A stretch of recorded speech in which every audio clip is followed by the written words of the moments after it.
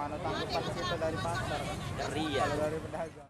Pemerintah Kota Palembang berencana melakukan penataan Pasar Lemabang dalam waktu dekat. Terkait hal tersebut, PJ Wali Kota Palembang Ratu Dewa mengatakan, jika untuk penataan Pasar Lemabang sudah dikoordinasikan pada asisten 2 dan stakeholder terkait untuk segera dirapatkan serta dikaji secara khusus agar pedagang dan juga lalu lintas bisa tertib.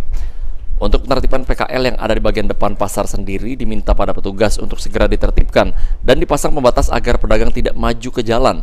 Karena pedagang di dalam pasar sudah penuh, OPD dan stakeholder terkait diminta untuk melakukan pembebasan rumah-rumah warga di sekitaran pasar dan untuk besaran dana yang diperlukan akan segera dianggarkan.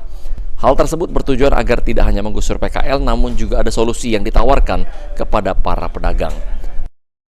Saya sudah minta posisi di depan ditertibkan, tetapi jangan hanya personil, tetapi dipasang pun sehingga para pedagang tidak maju ke depan.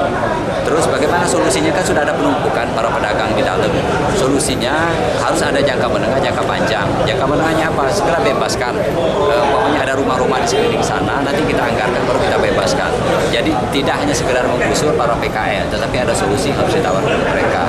Bagaimana penataan pasarnya lebih lanjut? Sandi Pratama, PAL TV.